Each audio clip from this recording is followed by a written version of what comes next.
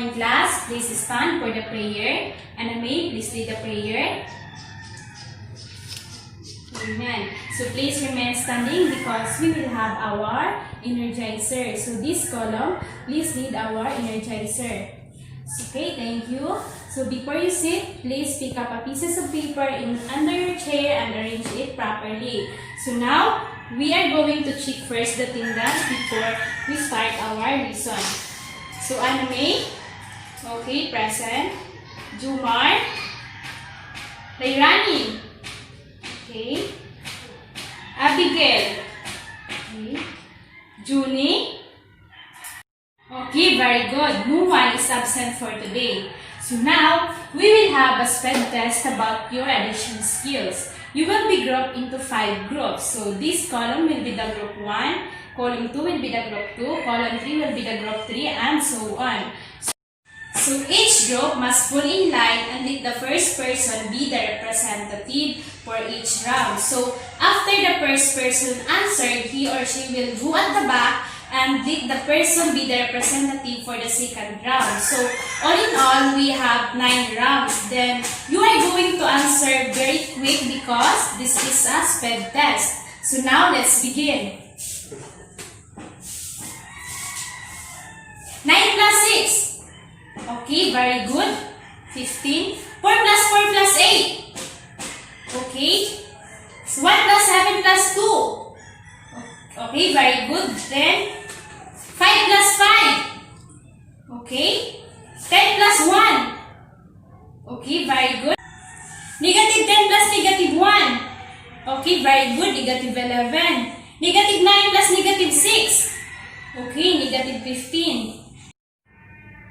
Negative 7 plus negative 5. Okay, very good. Negative 12. And now, I must say that your addition skills is improving. So in relation with that, we will have an activity and you are going to answer this in a scratch paper in 5 minutes.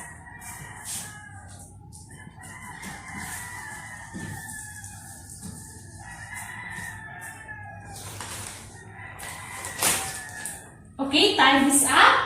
Aname, what is your answer? Number 1, 5 plus 3. Okay, very good. Number 2, Lairani, 9 plus 6. Okay, very good. 15. How about number 3? 10 plus 1. Junie, what is your answer for number 3? Okay, 11. Very good. Number 4, 5 plus 2 plus 3. Alexander, what is your answer?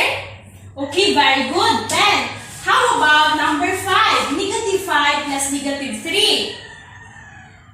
No one? Eliza, what is your answer? Okay, please sit down. Number 6. Negative 9 plus negative 6. No one again? How about number 7? Negative 10 plus negative 1. Eliza, what is your answer? 11. Thank you for that, Eliza. So how about number 8? Negative 5 plus positive 2 plus negative 3. Okay, no one? So you only have got correct answer in 1 and 4. So in relation for this our activity, Lairani, what do you think is our lesson for today? Okay, very good. Our lesson for today is all about addition of integers.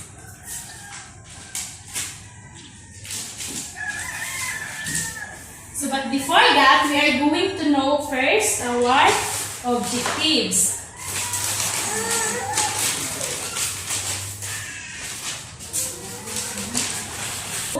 Here are our 3 objectives. So first, we are going to state the roles in adding integers. Second, add integers using roles. At last, we are going to demonstrate appreciation of the importance of adding integers as important skills needed in solving world problems. So now we will go back first in our activity while ago. You only have 1, 2, 3, 4 got correct answer. So while in number 5, 6, 7, and 8, you didn't know what is the answer. So now I will give you a hint. Number 5, negative 5 plus negative 3, the answer is negative 8. So how about number 6? Negative 9 plus negative 6. Lairani, what is your answer? Okay, very good. Negative 15. So, Abigail, why did the answer is negative 15? Very good. So, you only have to add the absolute value of negative 9 and negative 6 and copy the common sign. When we see common, it is have the same sign. So, number 7, negative 10 plus negative 1. Junie, what is your answer? Okay, very good. Negative 11. How about number 8? Negative 5 plus positive 2 plus negative 3. Okay, Eliza, what is your answer for number 8? Okay, very good. Negative 6. So now, here are the rules of adding the integers.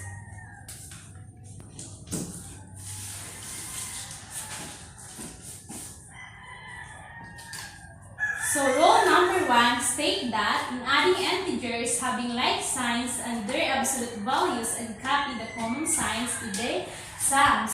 So in rule number 2 state that in adding integers having a like sign, you are going to get the difference of their absolute values and copy the sign of the number having greater absolute value. So these two rules are related in your example. So now you already know what is the role in adding of integers. So you are going to answer this problem in a 1/2 sheet of paper in 10 minutes. So time is up. Lairani, what is your answer in this problem?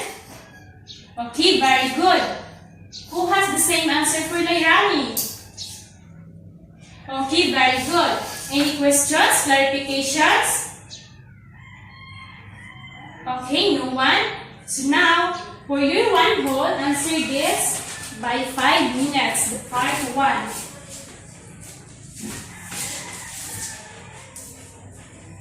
And for the part 2, also 5 minutes for the total of 10 minutes.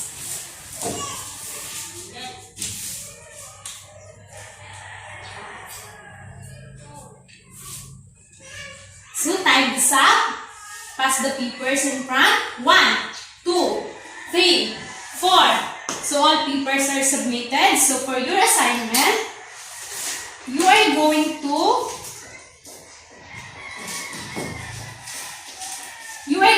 construct one real-world problem wherein you can apply the concept of adding integers. So here are the criteria: the originality, which is 10 points, the accuracy, and 10 points with a total of 20 points. So you are going to pass this tomorrow. So that's all for today. So please stand for our closing prayer. Anami, please lead the prayer. So amen. So class dismissed. Goodbye.